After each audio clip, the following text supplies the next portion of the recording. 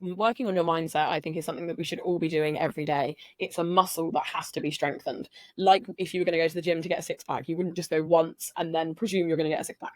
It's the same kind of thing. So I developed a mindset practice. So every day I will journal, I'll write out my goals. I'm really big on doing affirmations, I meditate, and they don't take very long. Each of them takes 2 or 3 minutes, but I do them every day because it keeps your mindset strong. And it's better to work on your mindset when you're feeling good, so that when you're not feeling so good, you're already in the habit of doing it, and then that continues that practice, and it helps you keep your mindset strong.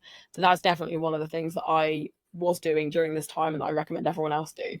And then to be able to work with people that have more experience than I did, I made sure that I learned as much as possible and got really good at my job. So reading what I could, taking lessons on things that I needed to, just absorbing as much information about my job as I could, because that's the best way to get over nerves or to be able to hold yourself in front of people that have got more experience than you, is by knowing what you're talking about. I think is the best way of doing that. So that's what I got really good at doing. That's awesome advice. Could you share a specific moment or experience that was pivotal in your career growth working in sales? Yeah, I remember sitting down with one of my managers.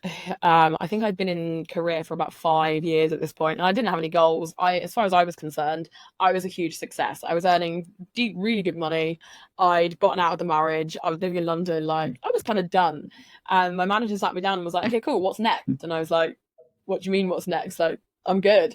And she challenged me to sit down and actually think about what I wanted from my life, because at this point I was 28, so I still have a really long time to go. So she got me to like figure out what I wanted and actually write out some goals, which I did. And it was at that point when I thought about what goals I wanted, that I think was the turning point. And the few years I had after that while trying to hit the goals were some of the most successful that I've had. So if anyone here is not really sure what they're doing, sit down and actually think about what you want from your life, and then use that to set yourself some solid goals, because they're really helpful.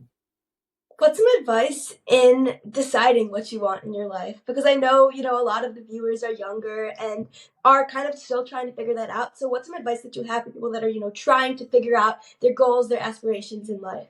Mm. I always kind of take it back to what would you want to be doing every day. So if you can picture your like ideal day, like imagine you're 5 years in the future and you wake up in the morning, think about like where you are, what you're doing, where are you living, how do you feel, what are you wearing? Like just imagine yourself, do kind of some visualization exercises to imagine yourself in that future.